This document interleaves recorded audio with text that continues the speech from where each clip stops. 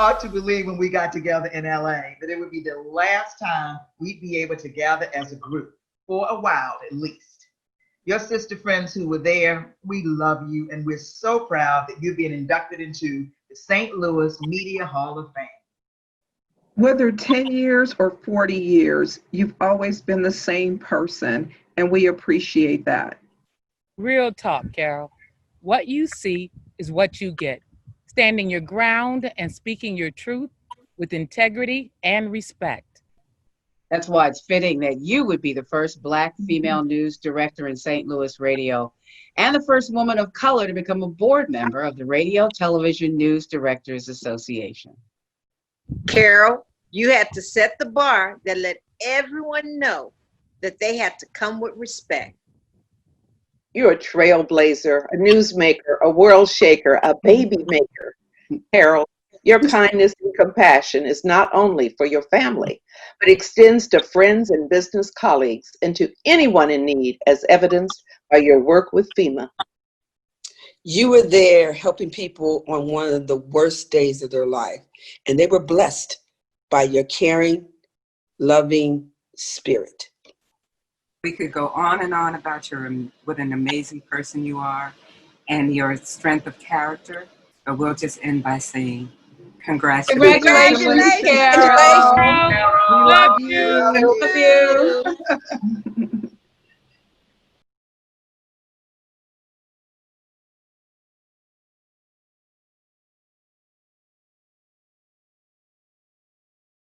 HEC and St. Louis Media History Foundation are proud to present the achievements and contributions of this year's St. Louis Media Hall of Fame honorees, as well as 10 years of the St. Louis Media History Foundation. 7:15, quarter after 7 Monday with Charlie Brown, KXOK time. That's Buddy Holly right there on the wonderful years of wonderful WIL and early. It's the voice of John McCarver, the man who walks and talks midnight. It's like opening a window and being able to look back in time 50, 60, 70 years and see what it was like back then. When retired broadcaster Frank Absher started collecting local media memorabilia more than 30 years ago, he had no idea his hobby would eventually become a foundation to preserve St. Louis media history. We have everything we can find that is of value to look back and see and hear the history of St. Louis media. How much stuff do you have? We have enough stuff to keep people busy for a long time. If you're looking for the TV news, who are you gonna watch? Newsbusters! We have extensive collections of materials about the history of radio, television, print, advertising and PR, and now digital. We're not a research library in a classic sense. We're not a museum. So we preserve it in a more popular way. We make digital copies and we make them available. Hello there. I am Baron von Grimm. Is part of the difficulty doing this work that a lot of, particularly radio stations and TV stations, just didn't save stuff? Oh, that's absolutely a difficulty. When radio stations decided it wasn't worth saving and was all tossed, television stations too, videotapes, audio tapes went into the dumpster. In fact, when Gardner Advertising closed down, I was in dumpsters that night pulling stuff out. In time, the Media History Foundation's collection became so large, it was housed in the Carpellis Library on Grand. And if that name sounds familiar, it might be because you had been watching the news on March 26, 2019, when the building caught fire. Everything was lost in terms of the building. However, St. Louis Fire Department rescued all of our archives and all of our memorabilia, and we were able to store it in basements and condo units all over town. There was some sports cartoons that were damaged, and there was some other stuff. We had like radio station t-shirts and stuff like that we couldn't get the smoke smell out of, but nothing really crucial, nothing important. Now, thanks to the Kranzberg Arts Foundation, in the fall of 2020, The St. Louis Media History Foundation is opening its new headquarters at the Marcel Building in Midtown St. Louis. The archives will once again be open to the public by appointment. Hi there, welcome into the Danny Dark Show on KXOK. The St. Louis Media History Foundation does more than collect things. Each year, each of its halls of fame induct new members, many of them faces that might seem familiar, depending on how many lines there are in your face. A big part of it is dedicated to preserving ideas, preserving memory, right? And so the Hall of Fame is an important part of that. Somebody in my office says, "Hey, I voted for you for the Media Hall of Fame," and I go like, "What?" One longtime member of the Advertising and PR Hall of Fame is Bob Dotson, who has been in the business 50 years. What does it mean to somebody, to you, to be inducted in a Hall of Fame? I mean, it's quite an honor. And it's just one of those things where it's nice to have that tie to the past so that you don't forget the foundation and the building blocks on, where did we get to and why are we here today? It's built on the shoulders of a lot of those people that were around, 50, 80 years ago that most people don't even remember. It's the Charlotte Peters Show with yours truly, Fred Bernard. Well, when you get this white hair on the top of your head and you say to yourself, all that stuff that's gone on in the past is gone. And then you realize, no, it's not. Hallelujah, hallelujah, hallelujah, hallelujah, hallelujah, hallelujah. Find it, keep it, make sure you preserve it. That's the value, because somewhere down the line, somebody's going to say, I just saw you've got a tape of my grandfather when he was on the radio. Can I come and listen to it? Yes, exactly. That's why we're here.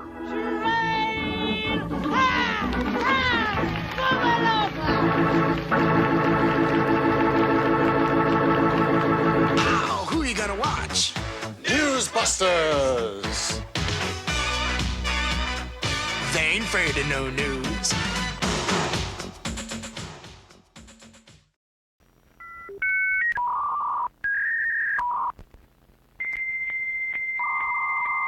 Hello?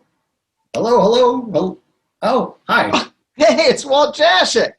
Hey, what do I owe the pleasure of this Zoom call today, Walt? What's up? Ken, I just wanted to pop in here and say what an honor it is to be a new inductee in the St. Louis Media History Hall of Fame in the category of advertising and public relations. It's true. Walt, wait a second. What? Well, you're not being inducted into this year's Hall of Fame. What? I'm not? No, Walt, you've already been inducted back in 2018. You remember? Oh, 2018. Not ringing a bell. You remember, you and your partner, Paul Fay, were inducted for Paul and Walt Worldwide.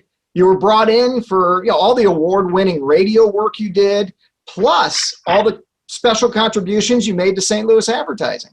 You remember, don't you? Sort of. I remember a big ballroom downtown.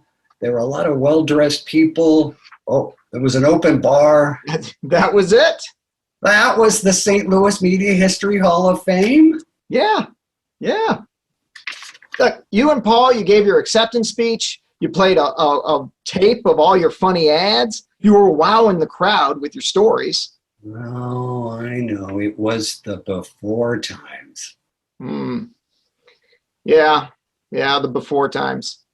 But you thanked your family, you thanked your clients. Good. I guess I didn't thank the St. Louis Media History Foundation the way I wanted to. What do you mean? I should have said some things.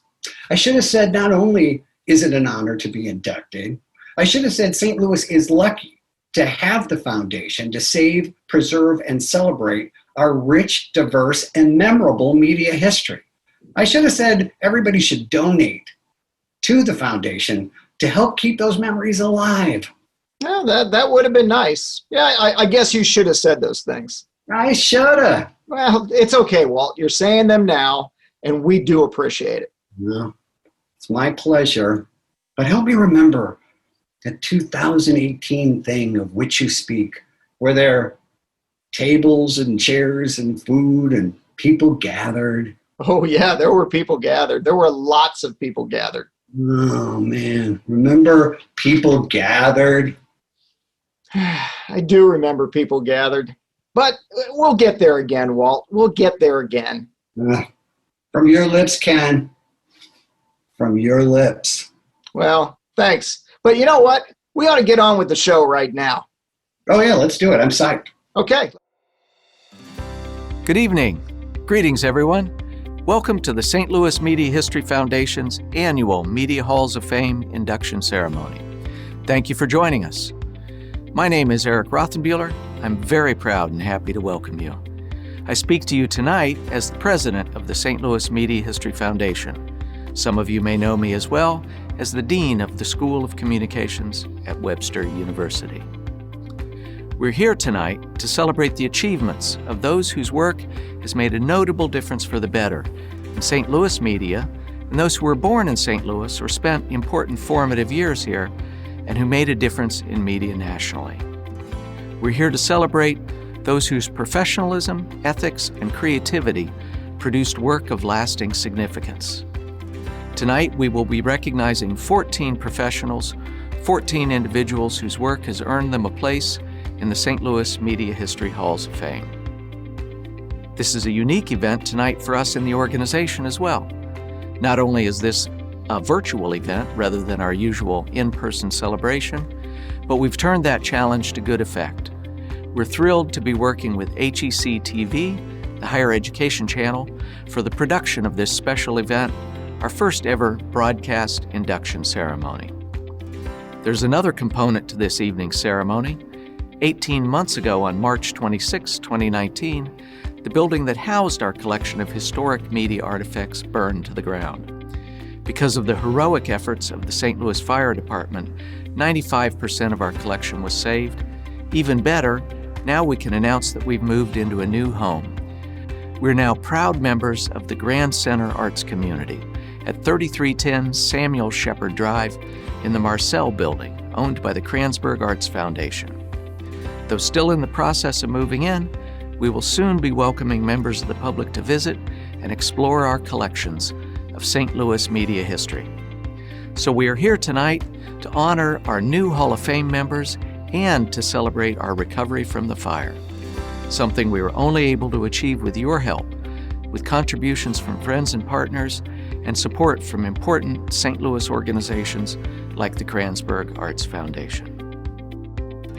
The Hall of Fame is not the only work of the St. Louis Media History Foundation.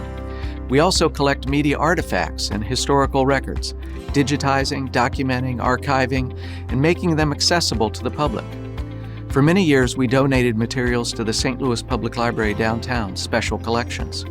More recently, we've been building our own library capabilities and a small museum display space.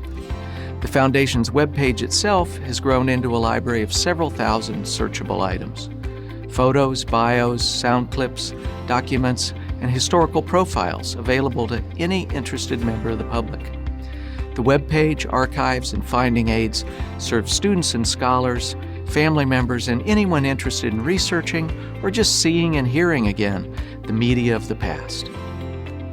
Behind all of that, before there can be a Hall of Fame or any text, photos, or sound clips to archive, there are people who are researching the past, interviewing historical figures, scouring the world for artifacts, digging in other libraries, at flea markets, and on eBay, trading items and information with other collectors and historians, rediscovering lost figures, and documenting the legacy of those we know.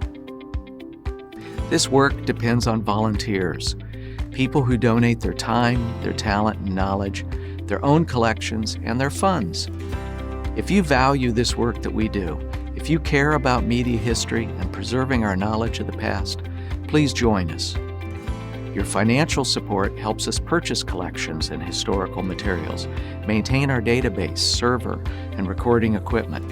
It helps us pay for professional services, and over the last year and a half, your support has helped us recover from the fire. You can find a Donate Now button on our webpage, STLMediahistory.org. You can donate materials. If you or a family member has a collection, or even just one item of historical importance, we do want to know about that. Give us a chance to assess its value. You can donate your time and expertise. We need friends. We need volunteers. We need people who know parts of the media history story that are not yet well documented. Finally, we appreciate you joining us for this event tonight. That alone is an important contribution, and I hope this event will be a regular item on your calendar, that we will soon be able to see you again in person. Now we turn to recognition of this year's new members of the St. Louis Media History Halls of Fame. Our Hall of Fame inductees have a lot to be proud of. They were selected from nominations that came in throughout the year from colleagues, historians, and professional media observers. Those voting on induction are media veterans themselves. So these new Hall of Famers have been elected by their peers in recognition of their significant contributions to their respective media. First up is the print category, where we have 6 honorees who've made contributions in political reporting, investigative work, crime, nightlife, and comics, neighborhood news, national news, and the news business from the 1930s to today. Our first honor goes to a duo who worked together for the betterment of community journalism. Dwight Bitikofer was one of the founders of the Webster Times in 1978, beginning a company that would soon publish 3 weekly community newspapers. As the group's publisher, Bitikofer did everything from proofreading to newspaper distribution, including writing a regular publisher's column. Those articles won awards from the Missouri Press Association and the Independent Free Papers of America. My name is Dwight Bitikofer, and I am honored to be a new inductee into the St. Louis Media Hall of Fame. In the spring of 1978, I was business manager of a student newspaper, The Journal, at Webster College, now Webster University. A colleague and friend, J.B. Lester, suggested we start a community newspaper. We were joined by an additional older student colleague, Maureen Ziegel. We borrowed just enough funds from family members to pay for printing and distribution of a first issue. In July of 1978, we published our first newspaper, then called the Webster Times. We had to collect for all of the advertising from the first issue before we could publish a second issue the following month. That fall, Don Corrigan came to teach journalism at Webster College. I happened to encounter Don at Belcher Typewriter Store on Lockwood Avenue, down the street from the office. Don was there buying a new Smith Corona portable typewriter. Remember those? Don volunteered to write for the fledgling newspaper. In 1979, the newspaper became Webster Kirkwood Times and began to publish every 2 weeks. The company made its first major purchase that year, a Verityper photo typesetter that was priced about $20,000, an astronomical sum at that time for us. In 1984, the paper became weekly. In 1986, we started a second newspaper, then called the Gravois Watson Times. Sometime in the mid-'80s, those odd little Macintosh computers made their way into our office and replaced the clacking of typewriter keys. In 1989, the young company purchased the old South County News, and the second newspaper was renamed South County News Times, later just South County Times. Over the years, the company grew to support about 25 employees and a similar number of stringers and delivery contractors. The Webster Kirkwood Times reached 40,000 weekly distribution. South County Times provided about an additional 35,000 weekly newspapers. In the early 1990s, Don Corrigan and I became the sole owners of Webster Kirkwood Times Incorporated. In 2011, the company purchased the West End Word newspaper, which was published every 2 weeks. None of this would have been possible without the support of companies and other entities that believed enough in community newspapers to invest their messaging dollars with us. None of this would have been possible without the creativity and diligent work of over 100 employees over the years and scores of contractors who have worked and provided services for the Times newspapers in the past 42 years. None of this would have been possible without the loyal readership of the communities we have been privileged to serve. The company is currently in transition. Since April of this year, publication has been online only. I am planning to retire. A new group of local owners drawn from company employees will be taking the reins. They plan to regenerate the Webster Kirkwood Times in print and possibly expand to other publications. I am grateful and humbled to be recognized by the St. Louis Media Hall of Fame, and I hope the community contributions of the past 4 decades remain a worthy legacy. Thank you. Don Corrigan has been a full-time journalism professor at Webster University and editor for the Webster Kirkwood Times, a situation that gave his students the benefit of learning from a working journalist. He was also an editorial board member for the St. Louis Journalism Review. Don was honored with the Gannett Foundation Award for Environmental Journalism and was named as the College Media Advisor's Lifetime Distinguished College Newspaper Advisor.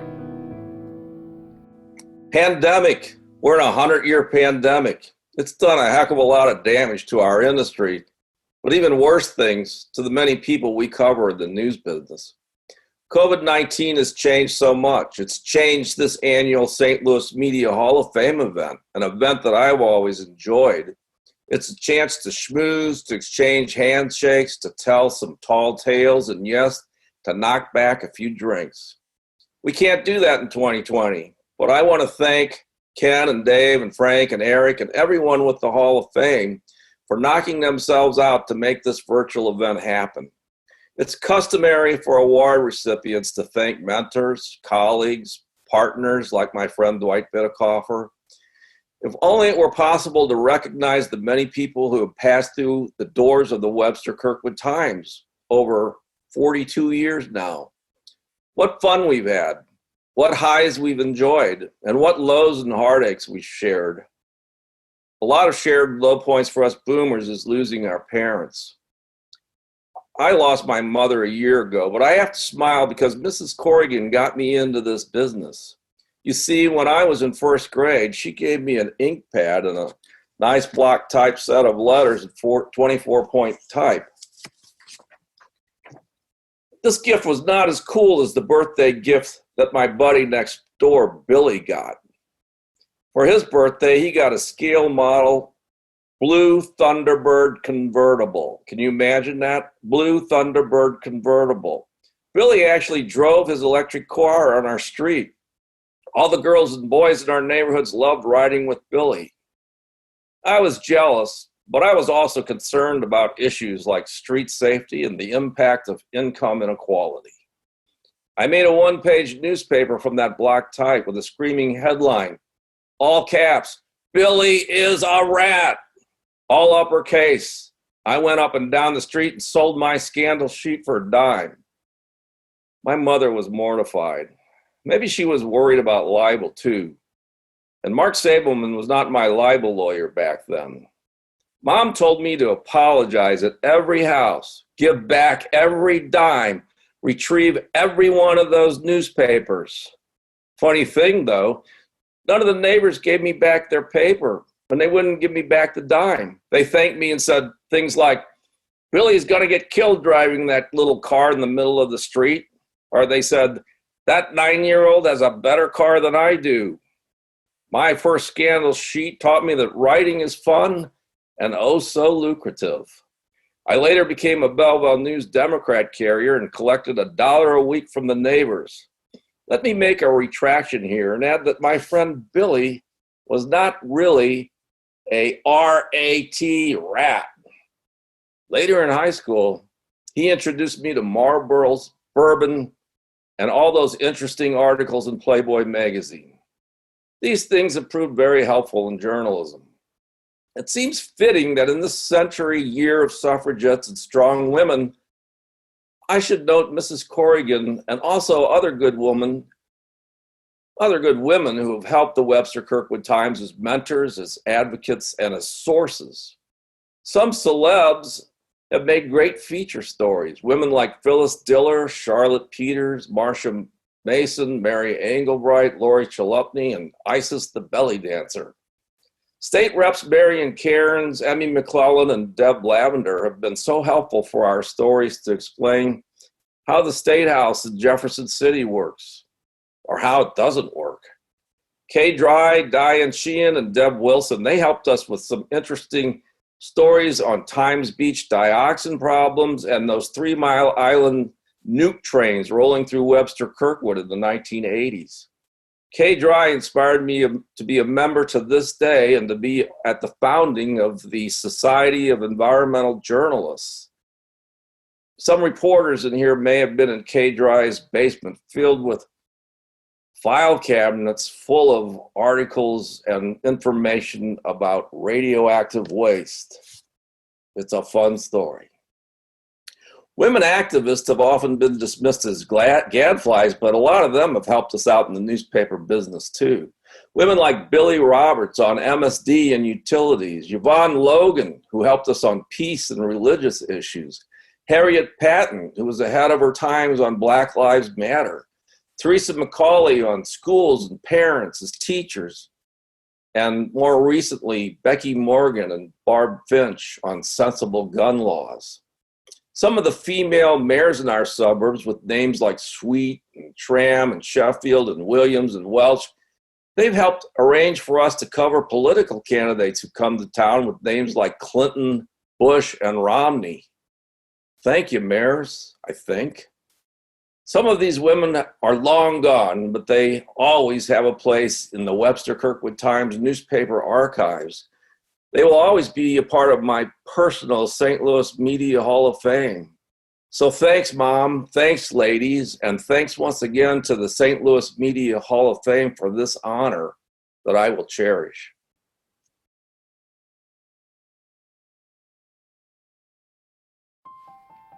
Jeannette Cooperman's work has appeared in many publications over the span of her career. She spent 10 years as an investigative reporter for the Riverfront Times and 15 years at St. Louis Magazine. She's written 5 books as well. Her work has appeared in national magazines, the Post-Dispatch, and in publications for Barnes Hospital and St. Louis University. She currently writes 3 pieces a week for Washington University's Journal of the Essay, The Common Reader. Cooperman's efforts have been recognized with many awards, including the City and Regional Magazine Association's National Writer of the Year Award and 4 times the Great Plains Journalism Writer of the Year Award. Most people went to J school. I went to Avis Meyer. He was a one-man department of journalism at St. Louis University, and he taught us to look for the exact precise word that would capture an idea or a feeling like a butterfly net. He taught us to love quirky details. I was bowled over by his brain, by his enthusiasm, by his love of journalism, but I was terrified at the thought of being a journalist. I thought that I was too shy, that I was too soft. Eventually, I figured out that you didn't have to be tough to dig, and that you didn't have to give up empathy in order to be fair. You just had to spread it around. So I became a journalist, and I would like to thank Avis for that. I would also like to thank all of you for this, because it's an honor. I'd like to thank the fine editors that I've had the pleasure of working with at the Riverfront Times, at St. Louis Magazine, now at the Common Reader at WashU. I would also like to thank all the fun colleagues I've had that got us through all the stress.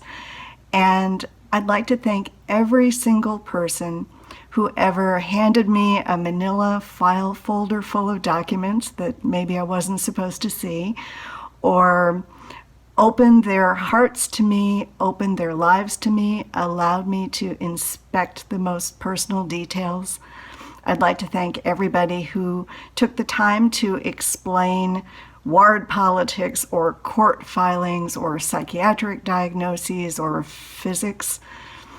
I'd like to thank all of them and all the readers that kept me going. I sound like I'm dead, but I'm not yet. When I thought that I would be standing in front of you with my knees knocking instead of making this video with my knees knocking, I planned to talk back then about the notion that journalism was dead. Well, now we're in the middle of a pandemic. We're watching a civil rights movement swell, and I'm reading some of the finest journalism I've read in my life. We have never needed it more. If journalism had been dead, that would have meant that we were giving up on truth-seeking, giving up on questions, giving up on trying to fix the world. Now we know we can't afford to. We are poring over statistics and arguing over facts and gulping analysis and insight like it's the very air that George Floyd was denied. It's important.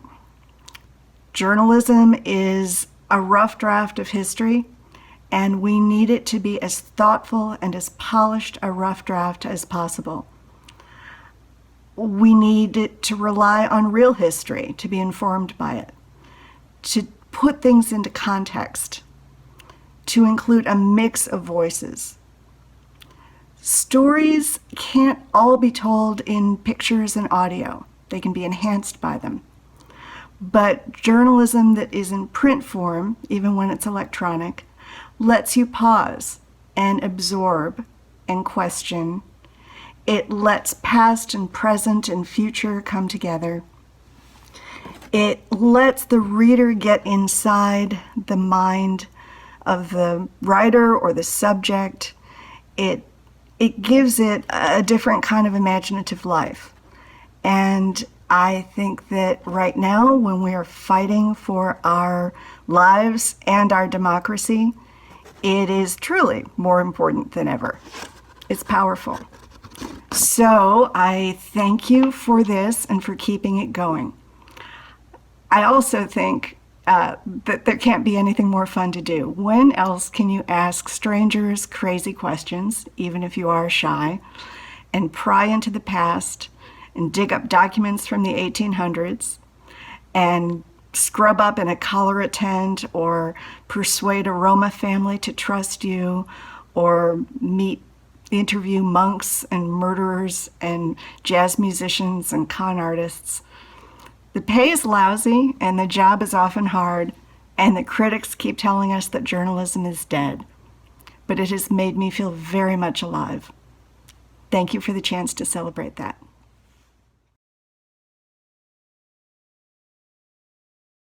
Arthur Donnelly had been a reporter for the Chicago Tribune before becoming an ad salesman for the Globe Democrat. Those experiences led him to a partnership with Frank Bick, and they founded what would become known as the Suburban Journals newspaper group in St. Louis. It began with the purchase of the Cherokee News in 1933 and the Wellston Local in 1935.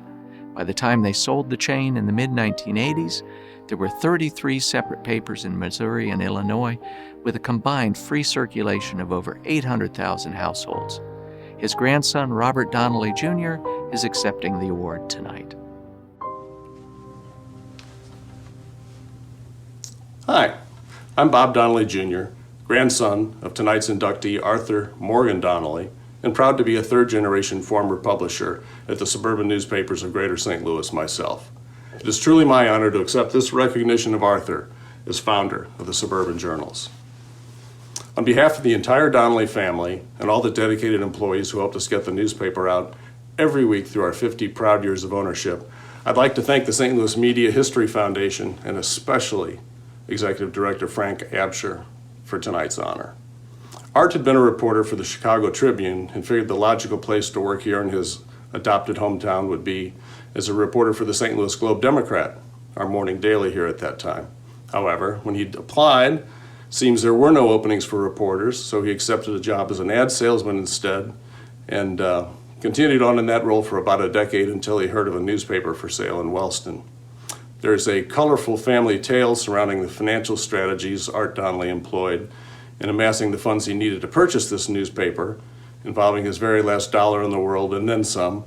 But that story is mired in hearsay and the romanticism of the era and is probably best told in slightly less casual settings than we have here right now. Art Donnelly and his expanding chain of newspapers then grew to dominate the local community newspaper industry. By the end of the 1950s, he had introduced his two sons to the business, Jim and Bob, and they learned the newspaper business while standing by their father's side and eventually took their place at the helm. These Donnelly-owned newspapers continued to grow and flourish through the 1960s, 70s, and 80s, right along with the developing suburbs that we served, reaching further into North County, St. Charles County, West County, and ultimately spreading eastward across the Mississippi River and into the Illinois counties of Madison, St. Clair, and Monroe. That family ownership continued through the mid-1980s when these two independently owned sister companies were sold as a unit.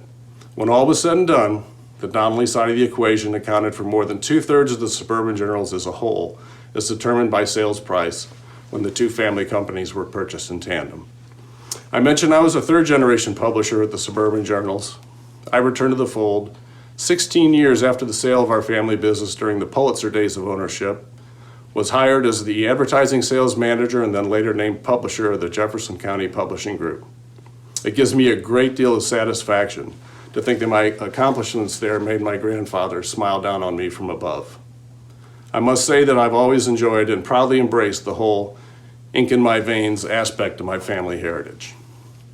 I always get a good laugh during my at least once-a-year viewing of the classic 1941 film, Citizen Kane, when Orson Welles delivers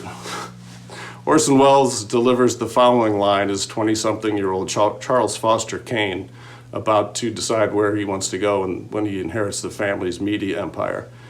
He sends a letter to his caretakers, bankers, and trustees telling them, "I think it would be fun to run a newspaper." Well, I gotta tell you, it is fun to run a newspaper. Thank you all.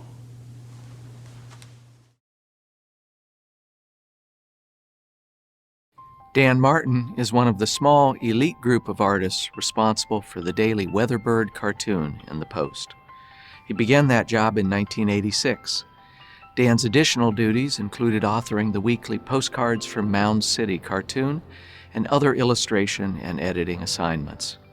A member of the National Cartoonist Society, Dan's appreciation of media history is evident in the many speeches he gives, the books he has authored, and his work as a founding member of our board of directors. I want to thank the St. Louis Media History Foundation board for this honor. It's much appreciated. I'm very flattered. I want to congratulate all the other inductees today. And I want to thank our president, Eric Rothenbuehler. I especially want to thank two board members, Bill Salzman and Tim Lawler, who graciously got suckered into being eagerly accepted my invitation to be on the board with me. I also like to thank my late parents, my wife Chris, and my son Ben for putting up with me. And of course, I need to thank Frank Apsher, who, if it was not for him, none of this would be happening. When Frank took myself and Dave Garino to lunch over a decade ago to share a loony concept he had, who knew it would have gotten this out of hand? I grew up near Grant's Farm and joined the Post straight out of KU in 1980, and I've stood on the shoulders of giants ever since. The best part of this honor to me is that all of my mentors have already been inductees into the Hall of Fame. This is a photo of Al Schweitzer on the left, who's 99 years old, who immediately preceded me, who hired me at the Post. In the middle is the legendary Amity Wohlschlager, who drew the bird from 1932 to 1981. And on the next photo is the art department about 1890. It's Harry Martin on the left, a Hall of Famer, along with Amity and Al, who created the bird in 1901. And on the far right is Carlisle Martin, who drew the bird from 1910 to 1932 before Amity took over. So between these two photos, St. Louis cartooning techniques and methods and knowledge have been passed down from generation to generation for over 130 years. Another two Hall of Famers, that helped me along the way is retired editorial cartoonist Tom Englehart, who was a mentor of mine also, and friend Mike Peters, who draws Mother Goose and Grimm. And Mike's been a friend and a helper and a Hall of Famer for the past 40 years. As to how I ended up here in life, I think I'm just like everyone else in the newsroom. We couldn't do anything else if we tried. And I'd like to end with one of my favorite quotes from L.C. Cigar, the great cartoonist from Chester, Illinois, who created Popeye, who we turned down for a job when he applied up here. A comic artist ain't no different than you or me or anybody, except he knows how to draw pictures and is crazy in the head. So let me...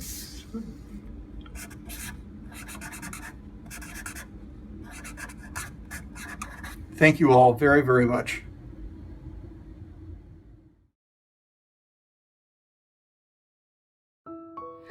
Ben Thomas was the founder, editor, and do-everything guy at the St. Louis Evening World. He left his job as entertainment editor at the St. Louis Argus in 1937 to start his own weekly entertainment paper for the black community, the Night World. As promotion for that paper, he initiated the Colored Mayors Association, hosted beauty pageants, and interviewed visiting celebrities. When he broke a local crime story that the town's other papers wouldn't print, he sold over 50,000 copies and immediately changed the name to the Evening World, concentrating on creatively written, sensational crime stories. Kevin Thomas, son of Benjamin Thomas, will accept the award. Hello, my name is Kevin Thomas. I'm the last surviving son of Benjamin Thomas, the former publisher of the St. Louis Evening World. I'd like to thank you for this wonderful award in honor of my father. I'd like to also take this time to share just 2 short poems that my father wrote shortly before his passing. One is called Noontime. The other is Amen. 'Tis noontime. God awaits your call. Whether it's summer, winter, or fall. It makes no difference what time of day. He wants to hear all you have to say. Amen. Amen. Amen. I am happy. My hair might be a little nappy. What does it matter if it is? Still it's mine and not his. Benjamin Thomas's family would like to thank the St. Louis Media History Foundation for this wonderful award and the induction into the Hall of Fame. We appreciate the acknowledgement of all those on the board for recognizing my father's decades of journalism in the city he loved so much, St. Louis. We accept this award in his honor. And I would also like to add my brother, Barry Thomas, who took the reins of the publication when my father retired until his untimely passing in 2017. Our father was a trailblazer in print journalism, starting from the 1930s until his retirement in 1996. Over the decades, my father's love and appreciation for his craft never waned. He loved what he did, and his crusade against crime was legendary among law enforcement as well as the criminals, too. The word on the street was, "Be good. Don't let me find you in the world." This was a saying that still lasts till today. This publication is one of the oldest print publications in the nation. While others have fallen by the wayside, the Evening World continues, even today, yet under new ownership. I would also like to take this time to recognize Anthony Sanders, who is the current editor and publisher of the Evening World. He's worked with my father for many years, and he and my brother worked together for a long time before my brother passed away. The Evening World has been recognized and written about from coast to coast. My father never thought in his wildest dreams that this little tabloid would one day actually last as long as it has, even into the 21st century. Once again, the Thomas family thanks you for this honor.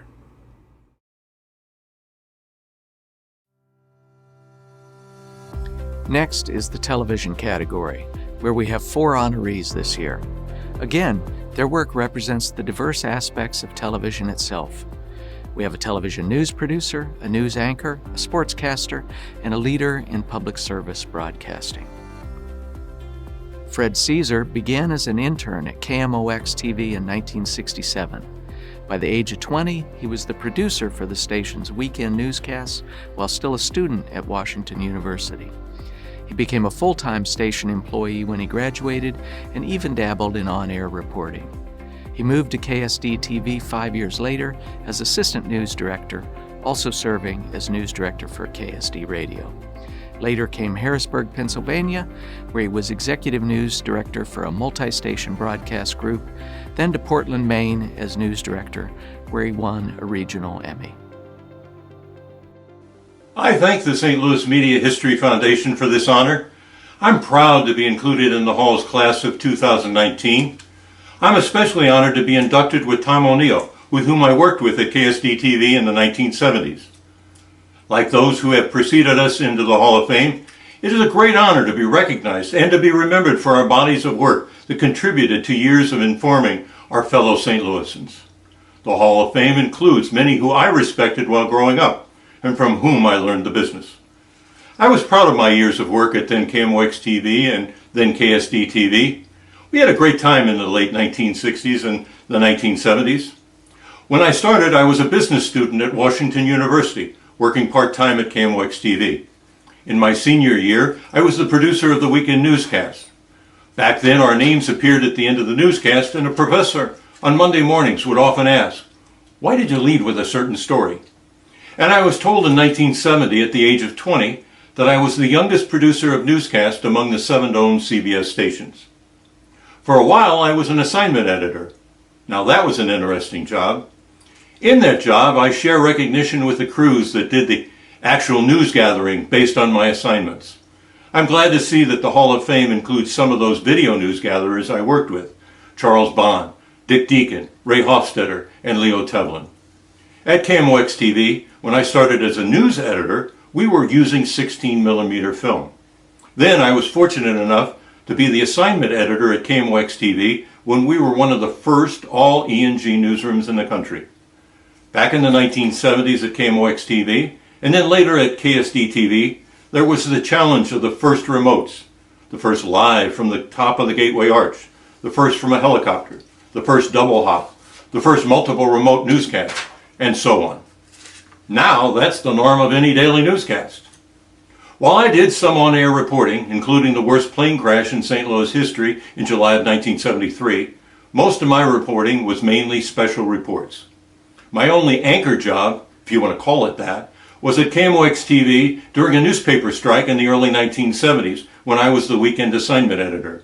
I was asked to sit at the camera and read headlines between the religious and public affairs programs on Sunday mornings. If you saw those segments, perhaps I might not be here for this honor. But quite frankly, I was more at ease behind the scenes. Seriously though, and as I wrap up, I was privileged to have been the producer of hundreds of newscasts, election night coverage, and special programs, including the 50th anniversary of Charles Lindbergh's flight, for which I share multiple awards with another TV Hall of Fame member, Dick Ford. I learned much while I was in the St. Louis market, and I was able to use those skills as news director in 2 other markets that included receiving a Northeast Regional Emmy. I miss the news media at times, but I was proud, like most of you, to be the source of information to someone I never knew, but who benefited from my work. I took that body of work and in my second career entered public relations. And if you would please allow one more acknowledgement. I share this honor with my late wife, who I met because of working at KMOX-TV. She wasn't in the business, but a blind date set up by a news anchor. As we all know, we sacrifice family time for the business. And I thank my late wife and my daughters for allowing me to pursue a career in the news media, for which you honor me. Thank you.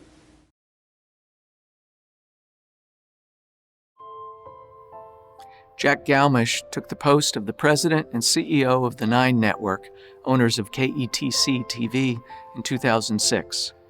In the 13 years he was at the helm, the operation's community engagement efforts were expanded, becoming a national model for public media. Galmiche sought to update both the station's operations and program distribution, programming on multiple platforms for multiple audiences. He encouraged the production of local programs that addressed specific local issues and oversaw development of the 9 Center for Public Engagement, encouraging input from those affected by major local issues. Many of his initiatives have been replicated by public stations in other markets. We have a tribute to Jack from his friends at the 9 Network.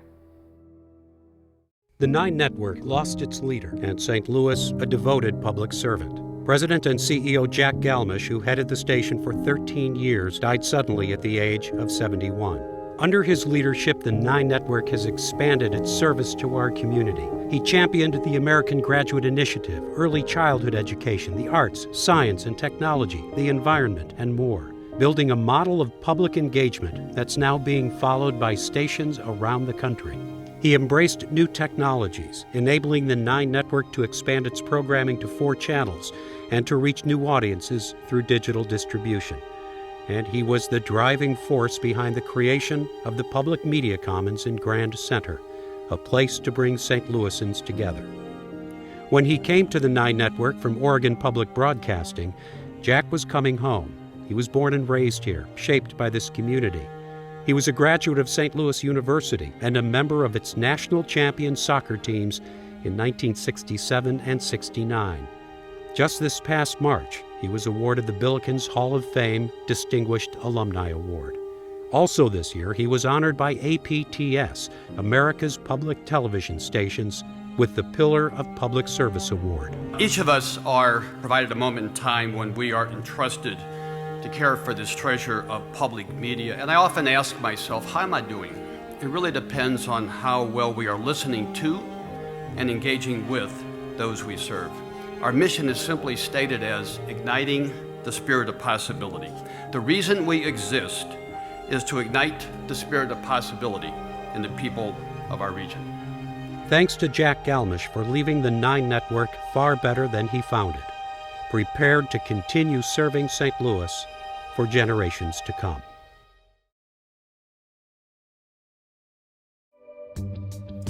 Tim McCarver won 3 Emmy Awards for his sports analysis on television and is a member of the announcers wing of the Baseball Hall of Fame.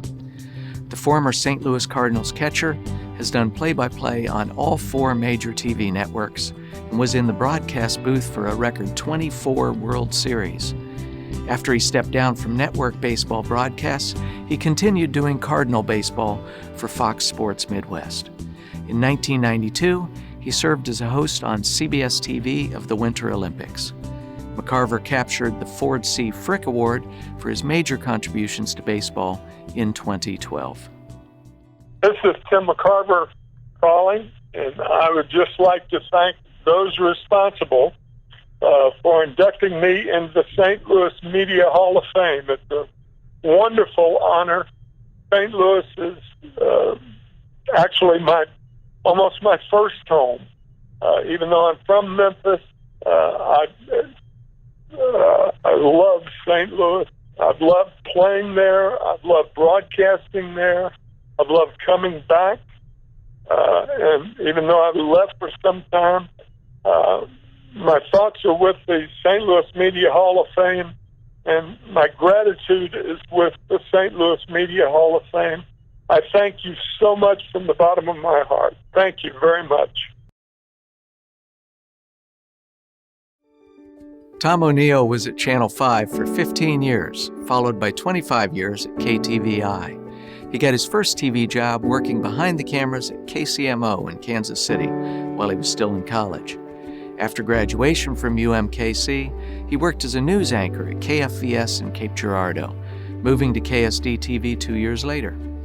Tom received national awards for his medical reporting and was named 2016 Media Personality of the Year by the St. Louis Press Club. He retired in 2015 after an on-air run of 41 years on St. Louis television. Hello, everyone. I have to start off with a big thank you to the St. Louis Media History Foundation for this tremendous honor. I think back to the road that took me here. I started in 1972, my first job out of college, at KFVS TV in Cape Girardeau. From there, the road led to Channel 5 in St. Louis, then Channel 2, and finally to the Hall of Fame. That's pretty amazing to me. I'd like to congratulate the other honorees. I guess we're officially the class of 2019, but may be remembered as the class of COVID-19. I hope we're the only class that's made a mess of things. You know, I've always been grateful to my mom and dad for instilling a strong work ethic in me years ago, and it has served me well over the years in my career. But the real rock in my broadcast career, I think, has got to be my wife, Cheryl. She had faith in me when I was just a college kid with a dream, and has stuck with me through all the ups and downs all through the years. My children, Brandon and Mackenzie, they put up with Dad's erratic hours, mornings, nights, weekends, you name it. But they were very understanding. You know, I worked with a lot of good people over the years. They were funny, smart, talented, at least most of them. And I hope that I was a good teammate for them when we worked together. You know, when you're on TV for a while, people recognize you on the street, but when you're out of context, sometimes they say, I think that's who it is. My wife always got on me saying, Tom, don't make him guess about who you are. Just tell him you're on TV. I said, well, Cheryl, you don't always know. And so one instance, and I've had several in my career, but one instance I'll tell you about was one day when we were out for breakfast, waiting to be seated, and some lady goes, boy, you look familiar, but I'm not sure where I know you from. She started in with, where do your kids go to school? Where do you go to church? Finally, I said, well, I'm a TV reporter. Maybe you've seen some of my work. She said, no, you look like a plumber that's done some work for us. And I thought, boy, lady, if I had half the talent as a plumber, I would have saved myself a lot of money over the years. But I've had a very interesting and rewarding career. I got into this job not just to be on TV. That wasn't the reason. I thought it would be an interesting profession, and it didn't let me down. I mean, I've had a chance to interview presidents, covered 9/11, the big flood of '93, the car bombing wars in the streets of St. Louis in the 1980s, interviewed brilliant doctors and researchers in my medical reporting, and was able to profile courageous patients. So it's been a tremendous road and a very rewarding road. I want to thank my friend Chuck Leroy for shooting this for me. And once again, I want to thank the foundation for this tremendous cap to my 41 years on the air in St. Louis. Thank you.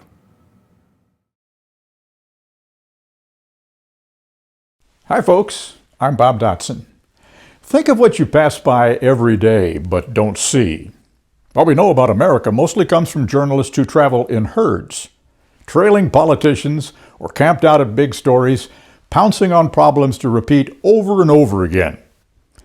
I've spent a lifetime looking behind the media mirror that reflects celebrity and power, listening carefully to people who are practically invisible, the ones who are quietly solving problems we all face. They are the most underreported segment of our society, those seemingly ordinary people. Oh, we talk to them if they lose their home in a hurricane, or if we want a feel-good feature story. But I decided to give them the same investigative scrutiny as I would the mayor, because we need to know what they have learned. It's endlessly surprising. Tools for some of the first microsurgeries were invented in a garage. An out-of-work truck driver tinkered and perfected them until they changed our world. It all seemed as easy to Jimmy Crudup as wiring his old car. Wisdom doesn't always wear a suit. For 40 years, I bounced down back roads crisscrossing the country more than 4 million miles, a quest that began after I found some old film stuffed into a crawl space between the ceiling and the roof of my first office. It was shot in the 1920s by a photographer named Benny Kent.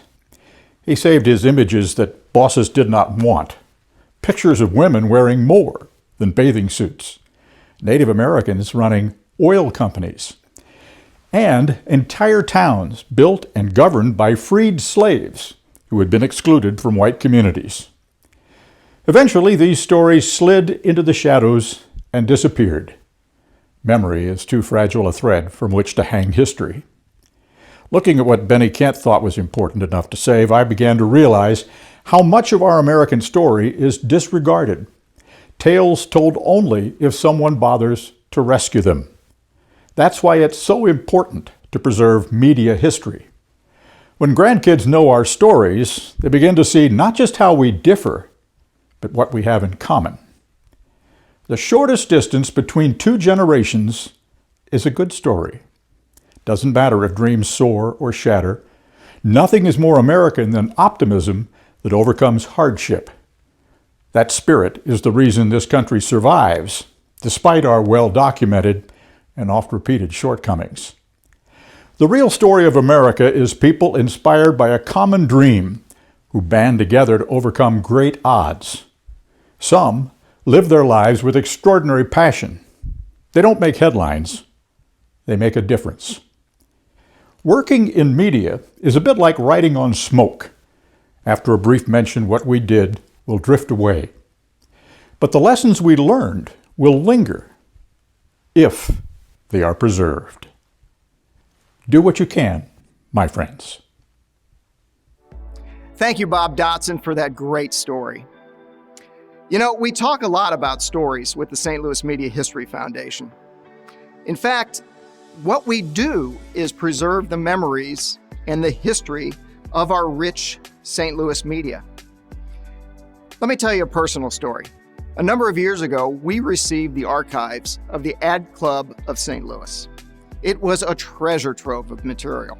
And in fact, as I was looking through all this material, I found a 1928 directory that actually included my great uncle.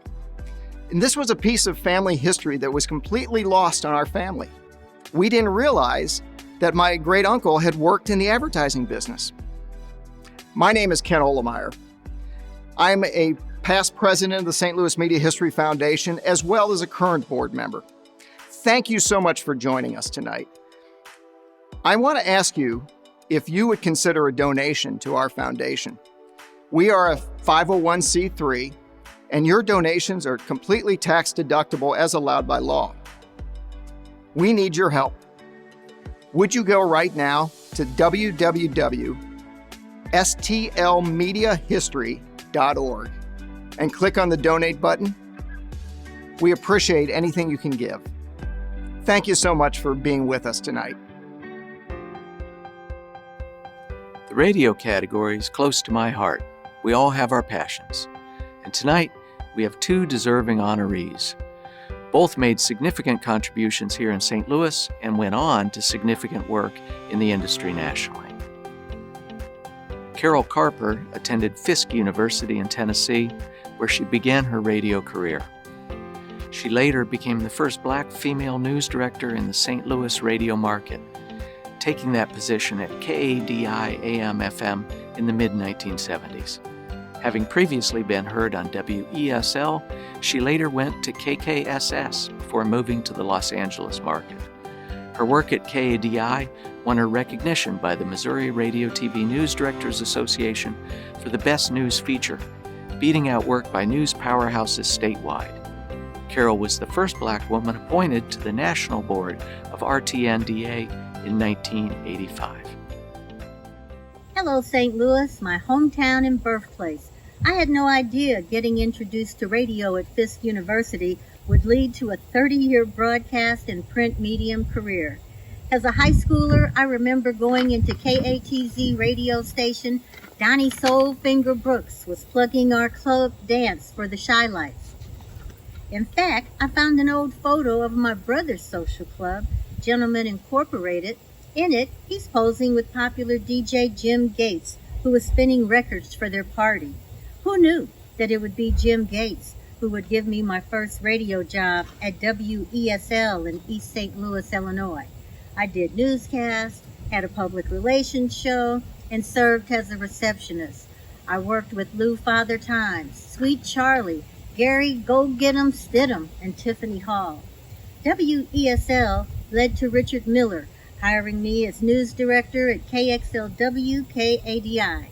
It was there that a piece I produced took first place at the Missouri Radio and Television News Directors Association luncheon in 1975. I then moved to KISS, where as news director, I got to work with Bernie Hayes, Johnny Jones, Scotty Lawrence, Scott St. James, and the late Diane Lee. I've been asked, how did it feel to be first black female radio news director in St. Louis and Los Angeles, first woman of color on the board of the Radio and Television News Directors Association. Well, let me tell you, I didn't even know. I was so busy working and learning, I had no clue. I really wasn't trying to be first at anything. I was just trying to be the best, like we were taught at Fisk University. Trying to be the best, like my family running Carper Casket Company in the bi-state area for over 80 years. Trying to be the best, like my father and my Uncle Johnny, who were Tuskegee Airmen. Thank you, St. Louis, for providing the foundation for my ascent. I am humbled by the many wonderful people I've worked with, like these LA professionals showing me their love. Take it away, girls.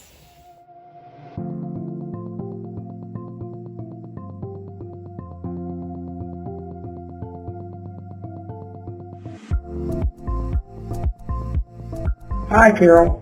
We just wanted to say congratulations to you on being inducted into the St. Louis Media Hall of Fame. Carole, we're so proud of you and your accomplishment. Congratulations. We love you. We love you. Congratulations, Carol Ann. Step into the light. You know, that's a joke between me and Carol. I've always called her Carol Ann. That's my nickname for her. Well, I couldn't be more pleased. My goodness, it couldn't have happened to a better person. Of course you deserve this. And of course, the Show Me State is showing off one of his finest daughters, Carole Carper. So congratulations to my former boss, my current friend, and now St. Louis, Missouri Media Hall of Fame's darling. Again, I absolutely love it.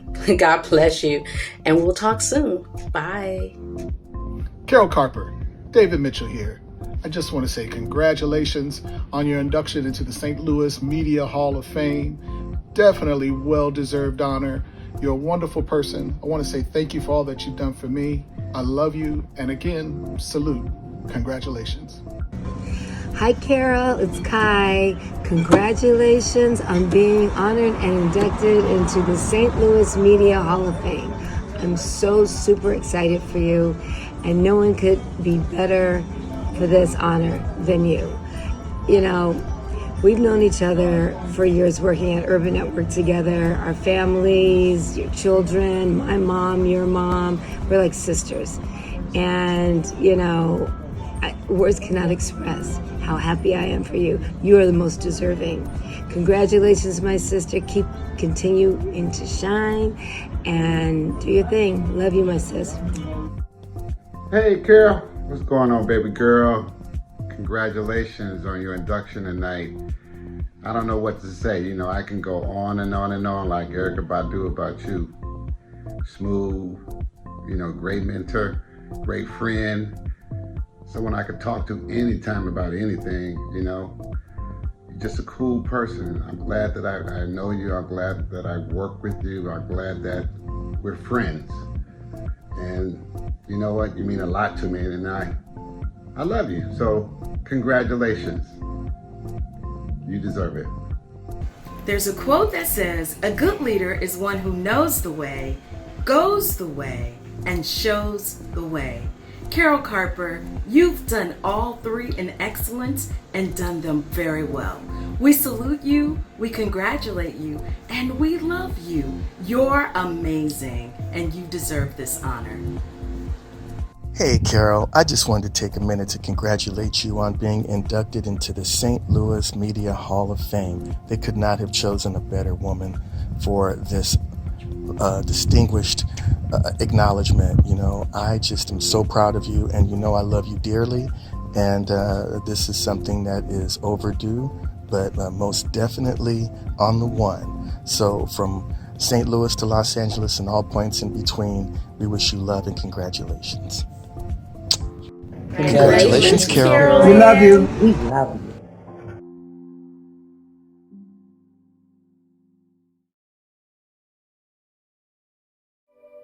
Peter Maer, who began his broadcast career at WGNU and WIBV on the East Side, spent nearly 35 years as a White House correspondent, working for the Mutual, NBC, and CBS networks. But before he left St. Louis, he also worked at WEW and KSHE. His national news reporting won numerous accolades, including 3 Murrow Awards, the Scripps Howard Award, and the Walter Cronkite Faith and Freedom Award. He's a member of the Society of Professional Journalists Hall of Fame and received the St. Louis Press Club Lifetime Achievement Award. Hi, everybody, and thank you. I'm so grateful to the Media Hall of Fame for this very special, very incredible honor. I want to start out by congratulating my fellow honorees. I just hope that one day soon, we can all meet in person. And a shout out to Frank Absher for all you do to chronicle our city's rich and very unique media history. I have to tell you, from the time that I was about 8 years old, I always wanted to be a reporter. It was my earliest ambition. I grew up reading the Post-Dispatch and the Globe Democrat and my hometown Granite City Press Record. As far as broadcasters go, I was inspired by the standout voices of St. Louis on KMOX, including Bob Hardy, Jack Buck, and Rex Davis, and my longtime friend Ron Ells, a.k.a. Johnny Rabbit and Johnny B. Good. My own radio career started when I was hired to do a weekly high school music and news show on WGNU in Granite City. In fact, you might not believe this, but I had my FCC transmitter operator's license before I was even old enough to have my Illinois driver's license. While I'm so proud to have been in the first class of mass communications majors at SIU Edwardsville, my real first broadcasting lessons came there at WGNU. The station owner, the veteran St. Louis broadcaster Chuck Norman, believed that young guys like me, working at his station, just starting out, should have paid him for teaching us so much about radio. And looking back on it, Chuck was probably right. I later received a not-for-credit education in sex, drugs, and rock and roll at the then new KSHE Rock Radio. I also worked weekends at the more establishment WEW Radio 77 AM. My first news career break came when I was hired as a reporter at WIBV in Belleville, a station with a heavy local news coverage, and it was led by a talented broadcaster and manager, Norm Greenberg. My career eventually took me to WSB Radio in Atlanta, where in a lucky break I was assigned to cover the political rise of Governor Jimmy Carter. That experience and his election as president was my ticket to becoming a network correspondent, a Washington-based correspondent. And through the years, I always asked myself what the people back home in Granite City and all the places I knew so well in St. Louis, what did they need to know or want to know about the stories that I covered? It became my guiding journalistic principle. Each of the 6 presidents I was privileged to cover had at least a grudging respect for reporters and a total respect for the First Amendment, even in the worst of times. Who in their wildest imagination could have pictured a president accusing a news organization or an individual reporter of being an enemy of the people? Real journalists, as you know, are friends of the people. Real journalists are guardians of truth. As the popular St. Louis Press Club t-shirt notes, freedom of the press, now more than ever. And now more than ever, all of us, I believe, all of us, no matter what media we represent, must use our pens and our voices to fight hatred, bigotry, and racism. And with that, I again say thank you to the St. Louis Media Hall of Fame. St. Louis has always played an outsized role in both advertising and public relations. Tonight, we honor 2 leaders of national advertising work whose careers were centered here in St. Louis. Steve Puckett is remembered by his friends and former co-workers in advertising for his intensity and uncompromising creativity. He worked in the advertising field for 38 years, including efforts at 4 leading St. Louis agencies, DMB&B, Gardner, Brighton, and Vinyard and Lee. He also ran his own agency, the Puckett Group, which dominated the St. Louis advertising awards scene during its existence.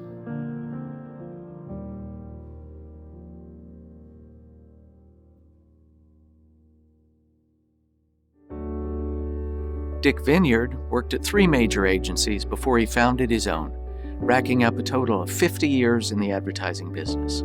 He founded Vinyard & Lee and Partners in 1971. His work included the development of advertising for some of the area's top companies, including Wetterau Foods, Anheuser-Busch, and Purina Dog Chow. He sold his agency to TBWA in 1987 and later started an ad consulting firm, which he ran until his retirement in 2012. He also served as chairman of the Missouri Council of the American Association of Advertising Agencies. Hi, I'm Joanne Vinyard. I'm speaking on behalf of my husband, Dick Vinyard. Thank you to the St. Louis Media Hall of Fame for this honor. Early on, Dick was attracted to the advertising business and enjoyed doing something he loved for 60 years. He was fortunate enough to work with many talented people all over the world, and including his partner, Laney Lee. Thank you again for this honor. Smile. Yeah.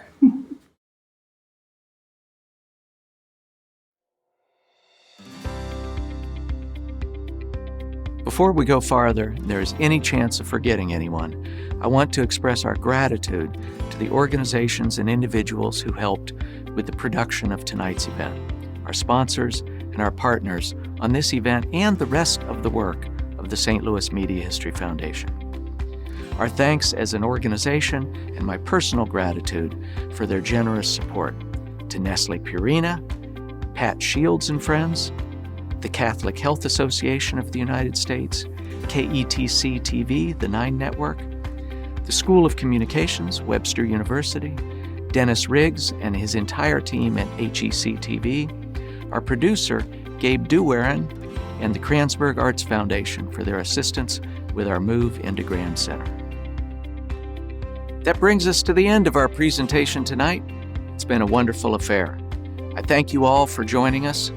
Do spend some time on our webpage at stlmediahistory.org. Follow us on Facebook and Twitter. Click that Donate Now button every once in a while. It won't hurt you too much. Come by and visit our new location in the Marcel Building at 3310 Samuel Shepard Drive in Grand Center. Our thanks again to HEC TV, the higher education channel. Don't forget your roots. Write home when you can. Save your history. We'll see you next time.